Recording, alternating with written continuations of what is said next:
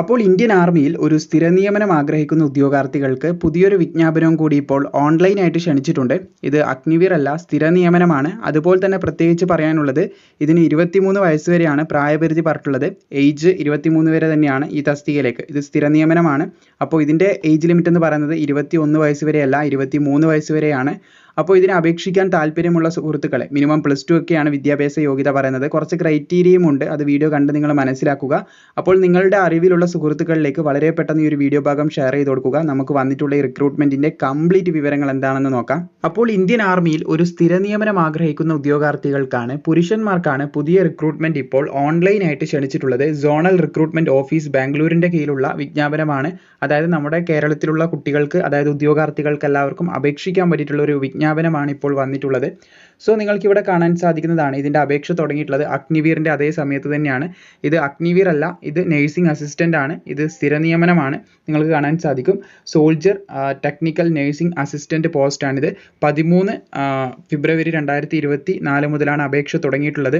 ഏകദേശം 22 മാർച്ച് 2024 വരെ നിങ്ങൾക്ക് ഇതിന് അപേക്ഷ സമർപ്പിക്കാൻ സാധിക്കുന്നതാണ്.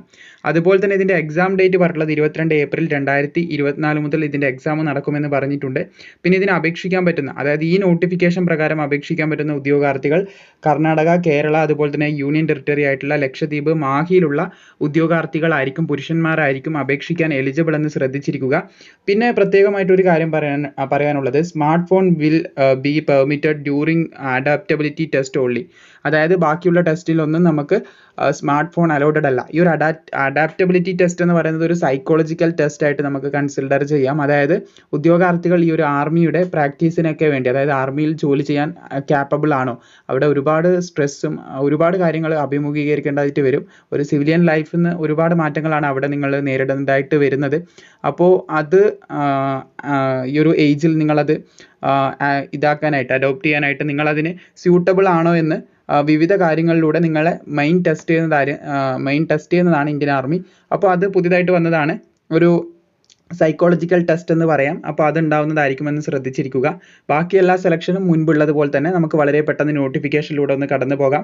നിങ്ങൾക്ക് കാണാൻ സാധിക്കുന്നതാണ്, ഓൺലൈനായിട്ട് കമ്പ്യൂട്ടർ ബേസ്ഡ് എക്സാമിനേഷനാണ് ആദ്യ ഘട്ടം. രണ്ടാമത്തെ ഘട്ടം റാലിയാണ്. അപേക്ഷ സമർപ്പിക്കുന്ന ഉദ്യോഗാർത്ഥികൾക്ക് 250 രൂപ അപേക്ഷാ ഫീസ് ഉണ്ടെന്ന് ശ്രദ്ധിച്ചിരിക്കുക. ഡീറ്റെയിൽസ് എല്ലാം അഗ്നിവീർ പോലെ തന്നെയാണ്, പക്ഷേ ഇത് സ്ഥിര നിയമനമാണ്. പിന്നെ ഹൈറ്റിലും ബാക്കിയുള്ള ചില കാര്യങ്ങളിലാണ് മാറ്റം വരുന്നത്. പിന്നെ അതുപോലെ തന്നെ ഇതിന് ആദ്യം നിങ്ങൾ രജിസ്റ്റർ ചെയ്യണം. ആർമിയുടെ വെബ്സൈറ്റിൽ നിങ്ങൾ രജിസ്റ്റർ ചെയ്തവരാണെങ്കിൽ ഇനി നിങ്ങൾ യൂസർ ഐ ഡിയും പാസ്വേഡൊക്കെ ഉപയോഗിച്ച് കയറി നിങ്ങൾക്ക് അപ്ലൈ ബട്ടൺ ക്ലിക്ക് ചെയ്തുകൊണ്ട് അപേക്ഷിച്ച് തുടങ്ങാവുന്നതാണ്. അതിന് ഇനി പറയാൻ പോകുന്ന യോഗ്യത നിങ്ങൾക്ക് ആവശ്യമായിട്ടുണ്ട്.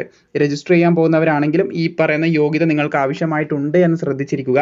സോൾജർ ടെക്നിക്കൽ നഴ്സിംഗ് അസിസ്റ്റന്റിന് അപേക്ഷിക്കാനായിട്ട് +2 മിനിമം ഉണ്ടായിരിക്കണം എന്ന് ശ്രദ്ധിച്ചിരിക്കുക. ഇൻ സയൻസിലാണ് പറഞ്ഞിട്ടുള്ളത്, വിത്ത് ഫിസിക്സ്, കെമിസ്ട്രി, അതുപോലെ തന്നെ biology and English with minimum 50% മാർക്കോട് കൂടി ഈ വിഷയങ്ങളിൽ നിങ്ങൾ പാസ്സായിരിക്കണം എന്ന് പറഞ്ഞിട്ടുണ്ട്. അതുപോലെ തന്നെ അഗ്രിഗേറ്റ് മിനിമം 40% മാർക്ക് നിങ്ങൾക്ക് ഉണ്ടായിരിക്കണം ഇൻ ഈച്ച് സബ്ജക്റ്റ്. ഇവിടെ പറയുന്നത് വിത്ത് ഈ ഒരു സബ്ജക്റ്റ് എല്ലാം, അതായത് physics, chemistry, biology and English with minimum 50% mark. ഈ പറഞ്ഞിട്ടുള്ള സയൻസ് സബ്ജക്റ്റും അതുപോലെ ഇംഗ്ലീഷിനും 50% മാർക്ക് വേണം. അതുപോലെ ബാക്കിയുള്ള സബ്ജക്റ്റിനൊക്കെ മിനിമം നിങ്ങൾക്ക് 40% മാർക്കെങ്കിലും ഇൻ ഈച്ച് സബ്ജക്റ്റ് ആണ് പറഞ്ഞിട്ടുള്ളത്, 40% മാർക്കെങ്കിലും ഉണ്ടായിരിക്കണം. ഇനി ഈ പറഞ്ഞ രീതിയിൽ നിങ്ങൾക്കൊരു യോഗ്യത ഇല്ല എന്നാണെങ്കിൽ തീർച്ചയായിട്ടും ഇവിടെ നിങ്ങൾക്ക് കാണാൻ സാധിക്കും, +2 ഉള്ള ഉദ്യോഗാർത്ഥികൾക്ക് തന്നെ അപേക്ഷിക്കാം. സയൻസോട് കൂടിയിട്ടാണ് പറഞ്ഞിട്ടുള്ളത്. വിത്ത് ഫിസിക്സ്, കെമിസ്ട്രി, ബോട്ടണി, അതുപോലെ zoology and English with minimum 50% മാർക്കോട് കൂടിയുള്ളവർക്ക് അപേക്ഷിക്കാം. അതുപോലെ തന്നെ നിങ്ങൾക്ക് കാണാൻ സാധിക്കുന്നതാണ്, ബാക്കിയുള്ള സബ്ജക്റ്റിനെല്ലാം കൂടി 40% മാർക്ക് വേണമെന്നും പറയുന്നുണ്ട്. അതായത് ഇവിടെ സുവോളജിയും കൂടി വന്നിട്ടുണ്ട്. സുവോളജി ഉള്ളവർക്കും അപ്ലൈ ചെയ്യാൻ സാധിക്കുന്നതാണ് എന്നുള്ളൊരു കാര്യം പ്രത്യേകം ഇവിടെ പറഞ്ഞിട്ടുണ്ട്. അതൊരു ആ സബ്ജക്റ്റും കൂടി ആഡ് ചെയ്ത് ഇതിൻ്റെ കൂടെ പറഞ്ഞു എന്ന് മാത്രമേ ഉള്ളൂ. ബോട്ടണി, അതായത് ബോട്ടണി, സുവോളജി അതുള്ളവർക്കും അപ്ലൈ ചെയ്യാം. ബയോളജി ക്യാൻസൽ ചെയ്തിട്ട് ബോട്ടണിയും സുവോളജിയൊക്കെ +2 ലെവലിൽ പഠിച്ചവർക്ക് അത് ആഡ് ചെയ്തിട്ട് പറഞ്ഞതേ ഉള്ളൂ. അപ്പോൾ അത് ശ്രദ്ധിച്ചിരിക്കുക. അപേക്ഷിക്കാനുള്ള ഏജ് ലിമിറ്റാണ് പ്രധാന ഹൈലൈറ്റ് എന്ന് പറയാനുള്ളത്. 17.5 വയസ്സ് മുതൽ 23 വയസ്സ് വരെയുള്ള ഉദ്യോഗാർത്ഥികൾക്ക് ഇതിന് അപേക്ഷിക്കാൻ സാധിക്കും എന്നുള്ളതാണ് പ്രത്യേകിച്ച് ഹൈലൈറ്റ് ആയിട്ട് പറയേണ്ട കാര്യം. അതുപോലെ തന്നെ ഇതിന് അപേക്ഷിക്കേണ്ട കൃത്യമായിട്ടുള്ള ഏജ് ലിമിറ്റ് നോക്കുകയാണെങ്കിൽ 1 ഒക്ടോബർ 2001 അതുപോലെ തന്നെ 1 ഏപ്രിൽ 2007 ഈ ഒരു ഡേറ്റിലും ഇതിൻ്റെ ഇടയിലും ജനിച്ചവർക്ക് അപ്ലൈ ചെയ്യാൻ സാധിക്കുന്നതാണ്. ഇനി നിങ്ങൾ ഇതിൽ പഠിച്ചുകൊണ്ടിരിക്കുന്നവരാണെങ്കിൽ, അതായത് നമ്മുടെ ഈ ഒരു +2 കോഴ്സ് പഠിക്കുന്നവരാണെങ്കിൽ candidate who have appearing in +2 class board examination and are waiting declaration of result are also eligible to apply. അവർ അപേക്ഷിക്കാനായിട്ട് എലിജിബിൾ ആണെന്ന് പറയുന്നുണ്ട്. പക്ഷേ പ്രത്യേകം ഒരു കാര്യം ശ്രദ്ധിക്കേണ്ടത്, നിങ്ങളുടെ എക്സാമിന് ഇപ്പം നിങ്ങൾ +2 പഠിക്കുന്നതാണെങ്കിൽ നിങ്ങൾക്ക് അപേക്ഷിക്കാൻ സാധിക്കും. പക്ഷേ നിങ്ങൾ എക്സാം പാസ്സാകുമ്പോൾ ഈ പറഞ്ഞിട്ടുള്ള മാർക്ക് നിങ്ങൾ സ്കോർ ചെയ്തിട്ടുണ്ടാവണം. അത് വളരെ ഇമ്പോർട്ടൻ്റ് ആയിട്ടുള്ള കാര്യമാണ്. അതുപോലെ തന്നെ മറ്റൊരു കാര്യം ശ്രദ്ധിക്കാനുള്ളത്, ഇതിൻ്റെ phase 2 നമ്മളിതിൻ്റെ എക്സാമിനേഷൻ നടക്കുന്ന കാര്യം പറഞ്ഞു. എക്സാമിനേഷൻ നടക്കുന്ന phase 1 ആണ് എക്സാമിനേഷൻ. phase 2 റിക്രൂട്ട്മെൻറ്റ് റാലിയാണ്. എക്സാം നടക്കുന്നത് 22 ഏപ്രിൽ 2024 അപ്പോൾ ആ ഒരു ടൈമിൻ്റെ ഉള്ളിൽ എക്സാം കഴിഞ്ഞു, എക്സാം ആ ഒരു സമയത്ത് നടക്കും. അതിനുശേഷം 1-2 മാസത്തിൻ്റെ ഉള്ളിൽ തന്നെ നമുക്ക് ഫിസിക്കൽ ടെസ്റ്റ് ഉണ്ടാവും. ആ ഒരു ഫിസിക്കൽ ടെസ്റ്റിൻ്റെ സമയത്തേക്ക് നിങ്ങളുടെ സർട്ടിഫിക്കറ്റ് നിങ്ങളുടെ കയ്യിലുണ്ടാവണം, അത് അവിടെ സമർപ്പിക്കണം. ഈ ഒരു സെക്കൻഡ് പ്രോസസ്സ്, അതായത് റാലിക്ക് നിങ്ങൾ കയറാൻ പോകുന്ന സമയത്ത്, ഫിസിക്കൽ ടെസ്റ്റ് അറ്റൻഡ് ചെയ്യാൻ പോകുന്ന സമയത്ത് നിങ്ങളുടെ കയ്യിൽ സർട്ടിഫിക്കറ്റ് കിട്ടും എന്നാണെങ്കിൽ തീർച്ചയായിട്ടും നിങ്ങൾക്ക് അപേക്ഷിക്കാം. നിങ്ങളുടെ എക്സാം ഇപ്പോൾ മാർച്ചിലാന്ന് തോന്നുന്നു ഐ തിങ്ക് നടക്കാൻ പോകുന്നത്. അപ്പോൾ തീർച്ചയായിട്ടും നിങ്ങളുടെ റിസൾട്ട് വന്ന് നിങ്ങളുടെ സർട്ടിഫിക്കറ്റ് നിങ്ങളുടെ കയ്യിൽ ഏപ്രിൽ, അതുപോലെ തന്നെ ആ ഒരു സമയത്തേക്ക് ഏപ്രിൽ കഴിഞ്ഞ് 2-3 മാസത്തിൻ്റെ ഉള്ളിൽ തന്നെ നമുക്ക് ഇതിൻ്റെ ഫിസിക്കൽ പ്രതീക്ഷിക്കാൻ സാധിക്കുന്നതാണ്. അപ്പോൾ ആ ഒരു ഫിസിക്കൽ ടൈമിലേക്ക് നമുക്ക് ഈ ഒരു സർട്ടിഫിക്കറ്റ്, +2 സർട്ടിഫിക്കറ്റ് നിങ്ങളുടെ കയ്യിൽ ഉണ്ടായിരിക്കണം എന്നുള്ള കാര്യമാണ് പറഞ്ഞിട്ടുള്ളത്. പിന്നെ ഇതിൻ്റെ ചെസ്റ്റും അതുപോലെ ഹൈറ്റും കാര്യങ്ങളൊക്കെ നോക്കാം. ആദ്യം തന്നെ ഹൈറ്റ് പറഞ്ഞിട്ടുള്ളത് 165 സെൻറ്റിമീറ്റർ ഹൈറ്റ് വേണം. ചെസ്റ്റിൻ്റെ കാര്യം നോക്കുകയാണെങ്കിൽ 77 സെൻറ്റിമീറ്റർ ചെസ്റ്റ് വേണം. 5 സെൻറ്റിമീറ്റർ എക്സ്പാൻഡ് ചെയ്യാൻ സാധിച്ചിരിക്കണം എന്നുള്ള കാര്യം പറയുന്നുണ്ട്. ഇനി ബാക്കിയുള്ള ഡീറ്റെയിൽസ്, വെയ്റ്റിൻ്റെ മെഷർമെൻറ്റും, അതായത് നമ്മൾ ഹൈറ്റിൻ്റെ കാര്യം പറഞ്ഞു, അതുപോലെ തന്നെ വെയിറ്റ് എങ്ങനെയാണ് നോക്കുന്നത് എന്നുള്ള കാര്യം ഇവിടെ പറയുന്നുണ്ട്. അത് കൃത്യമായിട്ട് പറയുകയാണെങ്കിൽ 164 സെൻറ്റിമീറ്റർ ഹൈറ്റുള്ള ഒരു ഉദ്യോഗാർത്ഥിക്ക് മിനിമം ഒരു വെയിറ്റ് ആയിട്ട് പറയുന്നത് 48.4 കിലോഗ്രാം ഭാരമാണ് പറഞ്ഞിട്ടുള്ളത്. 48.4 കിലോഗ്രാം ഭാരം ഈ ഒരു ഹൈറ്റുള്ള ഉദ്യോഗാർത്ഥിക്ക് ഉണ്ടായിരിക്കണം. ഇനി 17 വയസ്സ് മുതൽ 20 വയസ്സ് വരെയുള്ള ഒരു ഉദ്യോഗാർത്ഥിക്കാണ് ഈ ഒരു ഇതുള്ളതെങ്കിൽ, അതായത് ഈ ഒരു ഹൈറ്റ് ഉള്ളതെങ്കിൽ, അദ്ദേഹത്തിൻ്റെ പരമാവധി ഭാരം എന്ന് പറയുന്നത് 59.2 കിലോഗ്രാം വരെ ആവാം. പരമാവധിയാണ് പറയുന്നത്, അതിൽ കൂടാൻ പാടില്ല. മിനിമം ഇവിടെ ഉണ്ടാവണം, മാക്സിമം ഇവിടെ ഉണ്ടാവണം, അതിൽ കൂടാൻ പാടില്ല. പിന്നെ 20 വയസ്സ് മുതൽ 23, ഇവിടെ 30 വരെ 23 ആണ് ഏജ് ലിമിറ്റ്. സോ 23 വരെയുള്ളവർക്ക് പറയുന്നത് 61.9 കിലോഗ്രാം വരെ ആവാമെന്നാണ് പറയുന്നത്. മാക്സിമം ആണിത്, ഇതിൽ കൂടാൻ പാടില്ല, റിജക്ട് ചെയ്യുന്നതായിരിക്കും. അത് പ്രത്യേകം ശ്രദ്ധിച്ചിരിക്കുക. അപ്പോൾ നിങ്ങളുടെ ഹൈറ്റ് എത്രയാണോ, ഇത് 3ാമത്തെ PDF പേജിൽ നിങ്ങൾക്ക് ഇത് കാണാൻ സാധിക്കും. നിങ്ങളുടെ ഹൈറ്റ് എത്രയാണോ അതിന് എന്താണോ സ്യൂട്ടബിൾ ആയിട്ടുള്ള വെയിറ്റിലാണോ നിങ്ങൾ ഇരിക്കുന്നത്, മാക്സിമവും മിനിമവും നോക്കിയിട്ട് നിങ്ങൾ അതിൽ സ്യൂട്ടബിൾ ആണോ നോക്കുക. അല്ലെങ്കിൽ വെയിറ്റ് കൂട്ടുകയാണെങ്കിൽ അത് ചെയ്യുക, കുറക്കുകയാണ് വേണ്ടതെങ്കിൽ അത് അതിൻ്റെ അനുസരിച്ചിട്ട് ചെയ്യാനായിട്ട് ശ്രമിക്കുക. പിന്നെ ബാക്കിയുള്ള ഡീറ്റെയിൽസിലേക്ക് നോക്കുകയാണെങ്കിൽ ഇതിൽ ഹൈറ്റിലേക്ക് റിലാക്സേഷൻ നൽകപ്പെടുന്നുണ്ട്. അത് സ്പോർട്സ്മാനാണ് നൽകപ്പെടുന്നത്. 2 സെൻറ്റിമീറ്റർ ഹൈറ്റിലും 3 സെൻറ്റിമീറ്റർ ചെസ്റ്റിലും വെയിറ്റിൽ 5 കിലോഗ്രാം വരെ നൽകപ്പെടുന്നുണ്ടെന്ന് ശ്രദ്ധിച്ചിരിക്കുക. പിന്നെ അതുപോലെ തന്നെ പ്രത്യേകിച്ച് പറയാനുള്ള കാര്യം, ബോണസ് മാർക്ക് ലഭിക്കുന്നുണ്ട്. അത് നമ്മൾ അഗ്നിവീർ തസ്തികയുടെ വീഡിയോ നിങ്ങൾ കണ്ടു കാണുമെന്ന് കരുതുന്നു. കാലിക്കറ്റ് എയർഇന്ത്യക്ക് നമ്മൾ അപ്ലോഡ് ചെയ്തിട്ടുണ്ടായിരുന്നു. അപ്പോൾ ഒരു ആർമിയിലുള്ള വ്യക്തി പിന്നെ ഒരു കുട്ടീനെ ദത്തെടുത്തിട്ടുണ്ടെങ്കിൽ അദ്ദേഹത്തിൻ്റെ, അതായത് ആ കുട്ടി, അതായത് ആ ഒരു സോൾജർ ലൈഫ് ടൈമിൽ ഒരാളെ ദത്തെടുത്തിട്ടുണ്ടെങ്കിൽ ഒരാളെ മാത്രമാണ് പറയുന്നത്, 1 son only, അതായത് ആ ഒരു ഒറ്റ വ്യക്തിക്ക് മാത്രമേ ഈ റിലാക്സേഷൻ. 2-3 പേരുണ്ടെങ്കിൽ അവരെല്ലാവരും അപേക്ഷിക്കുമ്പോൾ എല്ലാവർക്കും ഈ ഒരു മാർക്ക് നൽകപ്പെടത്തില്ല, ഒരാൾക്ക് മാത്രം. അപ്പോൾ അങ്ങനെ ആരെങ്കിലും ദത്തെടുത്തിട്ടുണ്ടെങ്കിൽ അവർ അപേക്ഷിക്കുമ്പോൾ അവർക്ക് ഈ ഒരു സെലക്ഷൻ പ്രോസസ്സിൽ 20 മാർക്ക് സൗജന്യമായിട്ട് NCCക്കൊക്കെ കൊടുക്കുന്നത് പോലെ തന്നെ ലഭിക്കുന്നതായിരിക്കും എന്ന് പറയുന്നുണ്ട്. പിന്നെ സ്പോർട്സ്മാനിന് 20 മാർക്ക് കൊടുക്കപ്പെടുന്നതായിട്ടുള്ള കാര്യം പറയുന്നുണ്ട്. റെപ്രസെൻറ്റ് ഇൻ്റർനാഷണൽ ലെവലിലാണ് പറഞ്ഞിട്ടുള്ളത്. പിന്നെ സ്റ്റേറ്റിനെ റെപ്രസെൻറ്റ് ചെയ്തവർക്ക് 15 മാർക്ക് പറയുന്നുണ്ട്. അതുപോലെ തന്നെ കോളേജ് യൂണിവേഴ്സിറ്റിക്ക് 10 മാർക്ക്. അങ്ങനെ ഒരു സ്പോർട്സ് ഐറ്റത്തിന് ഒരു മാർക്ക് ഇവിടെ പറയുന്നത് കാണാൻ സാധിക്കും. NCC A, B, C ഇതിനൊക്കെ മാർക്ക് ലഭിക്കുന്നത് കാണാൻ സാധിക്കും. C സർട്ടിഫിക്കറ്റിന് പരമാവധി 15 മാർക്ക് വരെ ലഭിക്കുന്നതാണ്.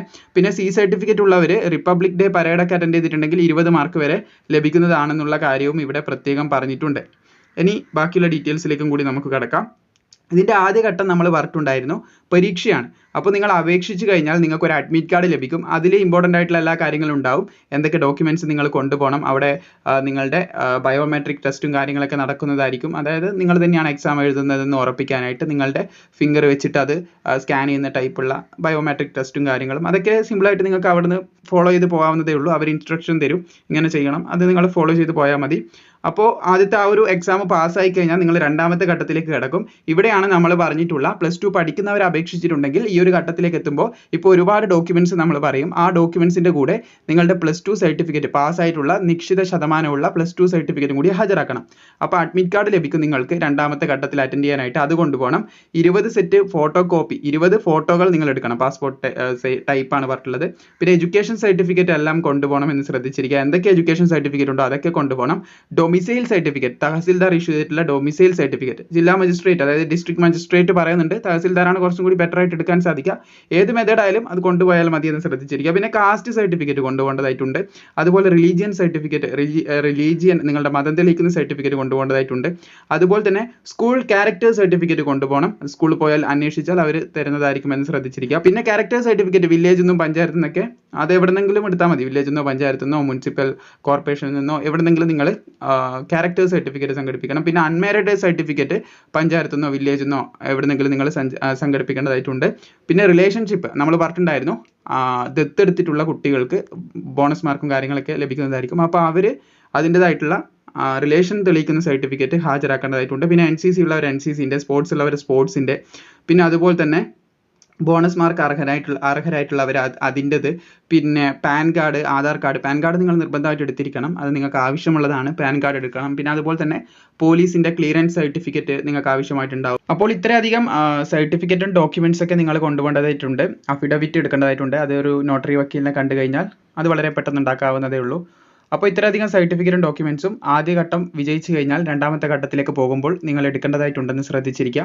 പിന്നെ നിങ്ങൾക്ക് ഇവിടെ കാണാൻ സാധിക്കും, റാലിയിലേക്ക് വരികയാണെങ്കിൽ, ഫിസിക്കൽ ടെസ്റ്റിലേക്ക് വരികയാണെങ്കിൽ 1600 മീറ്റർ, അതായത് 1600 മീറ്റർ എന്ന് പറയുമ്പോൾ 1.6 കിലോമീറ്റർ ഓട്ടം, അത് ഏകദേശം 5 മിനിറ്റും 45 സെക്കൻഡിൻ്റെയും ഉള്ളിൽ ഓടി തീർത്തണം. അതിന് മാർക്കോ കാര്യങ്ങളോ ഒന്നുമില്ല, ജസ്റ്റ് ക്വാളിഫൈ ചെയ്താൽ മതി. അതുപോലെ തന്നെ പുള്ളപ്പ് പറയുന്നുണ്ട്, ക്വാളിഫൈ ചെയ്താൽ മതി. പിന്നെ 9 ഫീറ്റിൻ്റെ ഡിച്ച് ചാടിക്കിടക്കേണ്ടതായിട്ട് പറയുന്നുണ്ട്, ക്വാളിഫൈ ചെയ്താൽ മതി. 6 ബാലൻസിങ് ഉണ്ട്, ക്വാളിഫൈ ചെയ്താൽ മതി. ഇതിനൊന്നും മാർക്ക് ലഭിക്കുന്നതല്ല എന്ന് ശ്രദ്ധിച്ചിരിക്കുക. പിന്നെ മെഡിക്കൽ എക്സാമിനേഷൻ ഉണ്ട്, ബോഡി മുഴുവൻ ചെക്ക് ചെയ്യുന്നതായിരിക്കുമെന്ന് ശ്രദ്ധിച്ചിരിക്കുക. സോ ഇത്രയധികം കാര്യങ്ങളാണ് പ്രധാനമായിട്ടും പറയാനുള്ളത്. എന്തെങ്കിലും ഡൗട്ട്സ് വരികയാണെങ്കിൽ തീർച്ചയായിട്ടും താഴെ കമൻറ്റ് ബോക്സിൽ ചോദിക്കാം. പിന്നെ ഈ നോട്ടിഫിക്കേഷൻ ഡയറക്റ്റ്ലി താഴെ ഡിസ്ക്രിപ്ഷനിൽ നിങ്ങൾക്ക് ലഭിക്കും. സ്ഥിര നിയമനമാണ്. അപ്പോൾ യോഗ്യതയുള്ള സുഹൃത്തുക്കളിലേക്ക് പരമാവധി പെട്ടെന്ന് ഈ ഒരു വീഡിയോ ഷെയർ ചെയ്യുക. വീഡിയോ ഇഷ്ടപ്പെട്ടാൽ തീർച്ചയായും ലൈക്കും കൂടി ചെയ്തേക്കുക.